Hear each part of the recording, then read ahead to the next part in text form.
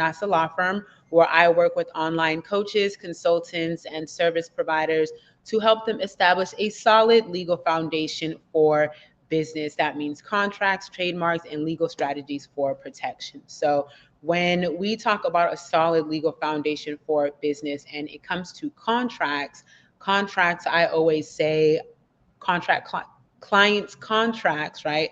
Contracts with the clients that we work with are the foundation of our client relationships. They dictate how we work with them, how we get paid, how we resolve issues, what we need from them, what we're going to provide them, right? It lays out literally the foundation of our relationship. And as business owners, it is our responsibility to make sure that we are giving our clients contracts that protect their interests, but of course, and most importantly, protect our interests as well. Excuse me, before I go any further, I am a licensed attorney, but this is not legal advice. It is legal information for educational purposes only. So if you need legal advice, you need to go ahead and retain an attorney or talk to me. So today I'm going to quickly touch on high ticket services, right? And 4 protections that you can use for your high ticket services. And the idea is that when you are, hey sis, how you doing over there on Instagram? Hey to everybody on LinkedIn and on Facebook. So the idea is that when you have high ticket services, the expectations are heightened, right? The expectations from your clients are going to be heightened because their investment is heightened. Excuse me. So, for example, I think I did a live on this before, and the example that I gave was if you have a membership at a massage parlor, some type of spa company where they provide spa and self care services, your membership for like $100 a month, where you come in, you get like a 60-minute massage, they give you one of those mini bottles of water. It's all good, right? If you want to cancel, it's easy to cancel, and that's that. If you have a membership where there's a higher end service, right, a higher end spa and self-care company, and they are charging $1,000 a month or $1,500 a month, right, your expectations of that spa company and the services that you receive are going to be much greater, right? And your experience as a client is going to be more quality as well, right? You might get the little plush robe with the nice furry slippers. You might, instead of getting a little bottle of water, get a glass of champagne, a mimosa, some freshly pressed juice, right? It's heightened, right? And when it's time to cancel, they'll probably assign like a private concierge to, right, to handle that cancellation, or to make sure that as a customer and as a client of their establishment, all of your needs are being met, right? So we go from just like regular services to the high ticket. Again, the expectations from your services are heightened.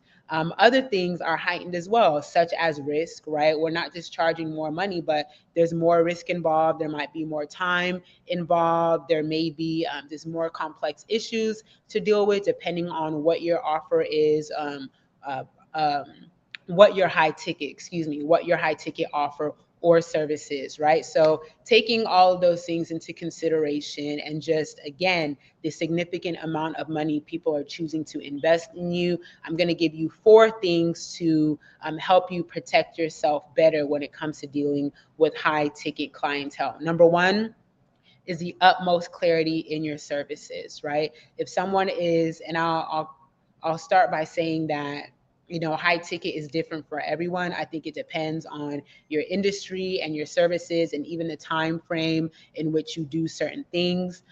So just keep that in mind. Whatever high ticket means to you, then use that as I'm talking about this. But number 1 is clarity in your services. Having the utmost clarity in what you are going to do for someone in exchange for their high ticket investment in your services, right? You also want to clarify on that front what you're not going to do, because you don't want there to be any confusion as to what the outcome should be, what the transformation should be, what the result should be. You want that to be as clear as possible. And part of that, excuse me, part of that includes not or making sure that your client knows what's required of them as well. And this is what we call like client duties or client responsibilities. So I don't care if they just need to respond to a few emails, whether it's that or like hop on one phone call, or whether they need to like turn in some forms and hand over some paperwork, whatever it is that you need from them in order to do your job in a stellar fashion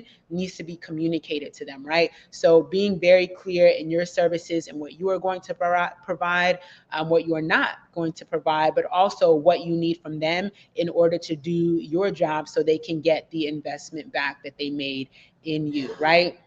Are y'all following me so far? If you are joining live, go ahead and comment live. If you're catching the replay later on, comment replay and let me know that you are in the building. And if you have questions, I have some time, I will check for those. So number one, the utmost clarity in your services. Number two is disclaimers around guarantees. So I've seen that, when people have high ticket services, it's usually because, it's a service that they've delivered that they're sure about. They're probably sure they can get people certain results, right? Like that's your bag. You're holding on to that. Like that's the thing that you do. So it's not far-fetched that people would provide guarantees, right? Whether that is doubling your revenue over the next 6 months, or helping you experience radical transformation in a certain area of life, right? You might be making some guarantees. So number one, if you are making guarantees, you want to be very clear on what that guarantee is, because we want to be able to manage expectations. And then number two, also around managing expectations, is using disclaimers. So disclaimers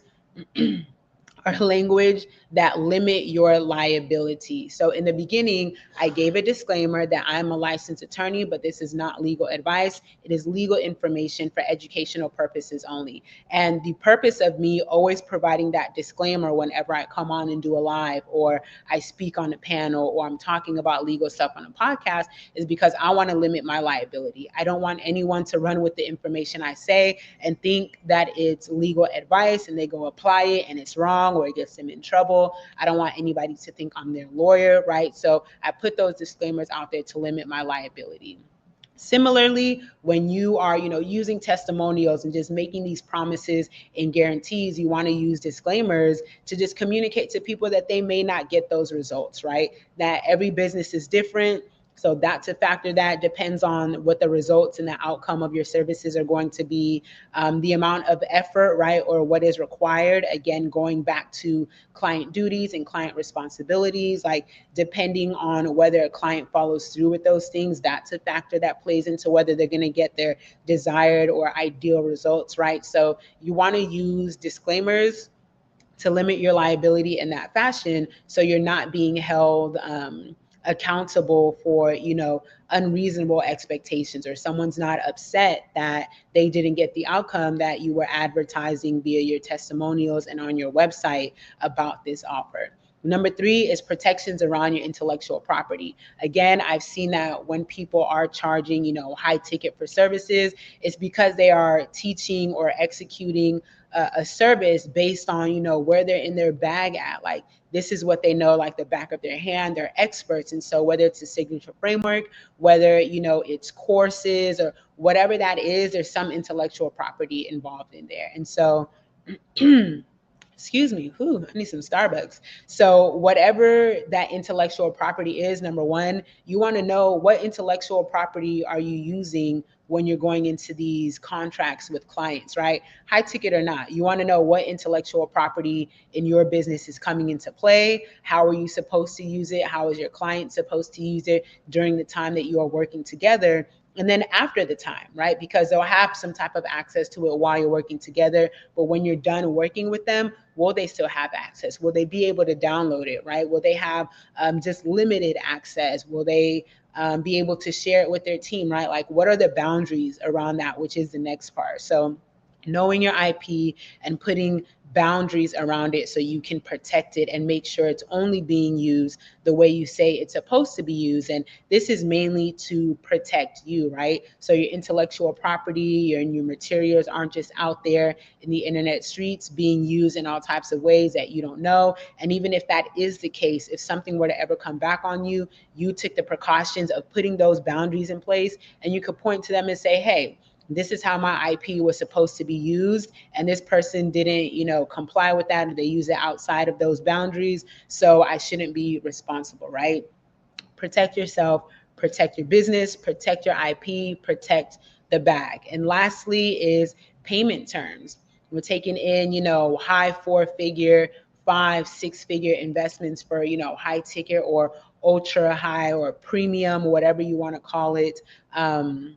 Fees for your services. So you want to make sure the payment terms are super clear, especially if you have, there's a paid in full option, fine. But if you have payments that are being made like in installments, or for example, when I work with my consultants and, they have projects going on, sometimes they get paid in phases, right? So phase one, we complete a specific scope of work and then they get paid. Phase two, specific scope of work, and then they get paid, right? Whatever that payment plan is, whatever that setup or installment plan is, you just want to make sure that it's clearly outlined in your contract. And then going a step further is, when you don't get paid, or when you, even outside of payment terms, when you don't get paid, when you get ghosted, when there's not, sufficient communication in order for you to do your job, when deadlines are missed, when documents aren't being turned in, like what happens to you as a service provider, right? Do you continue your services? Do you pause your services? Are you in a position where you can fire the client, right?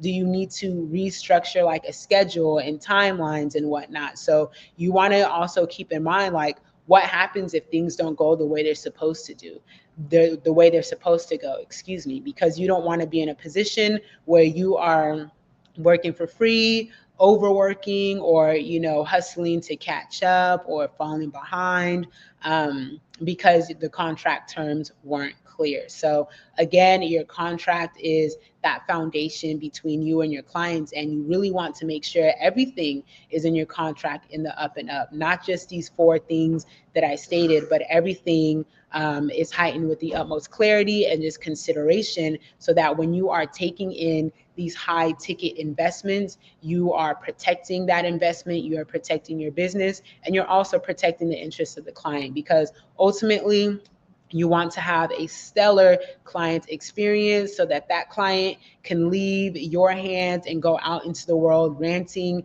and raving about how great it was to work for you. I'm sorry, to work with you. And then, just bringing in more of that high ticket clientele. So protect your business so you can make more money. One more time, those 4 areas of protection for your high ticket services are: number 1, the utmost clarity in your services; number 2, disclaimers around any guarantees or promises that you're making; number 3, protections around the intellectual property that you're using to deliver this service; and then number 4, just very clear payment terms so that both of you know what is going on in this client relationship when it comes to the money, because nobody likes to play about their money. Okay, so that is what I have for y'all. I don't see any comments or questions, but feel free to drop them in the chat.